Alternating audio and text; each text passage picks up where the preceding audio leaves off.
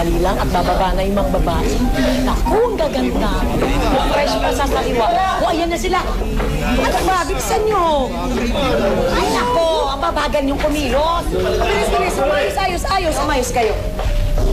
Mga suki, timing ang dating ninyo. Marami akong mga bagong dating. Sariwang-sariwa.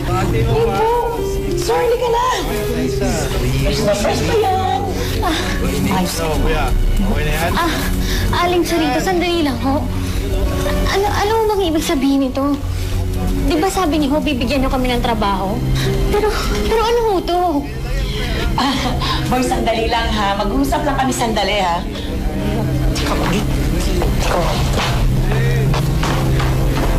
Di ba gusto nyo kumita? Eh, susundin nyo lahat ang sinasabi ko! Kung hindi... Akin na kayo, okay? Papaligayahin nyo mga customers ko. Kung ayaw nyo umuwi na probinsya ng Kakahon. Lalo ka na, Maylin. Alam ng buong bayan na ikaw talaga ang tunay na nanay ng batang yun. At alam namin na minanya ka ng tatang mo. Kaya huwag ka magbalinis!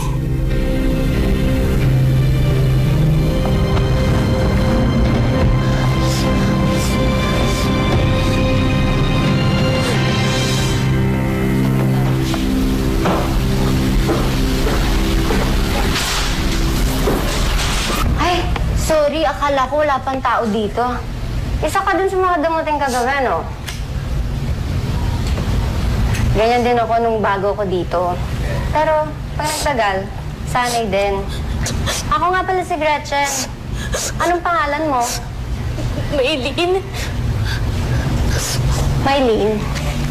Ang unang dapat mong matutunan dito, sa'yo, ang tip ng customer. Kaya itago mo na yan kagad kasi baka mamaya makita pa yan ni Charito o ng mga tao niya. Bata ka pa. Parang ako noon. Alagaan mo mabuti yung sarili mo.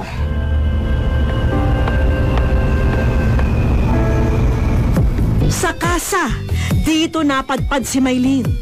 Pero hindi naman siya makapalag dahil kailangan niya ng pera para makaipon at makuha na ang anak sa puder ng kanyang abusadong ama.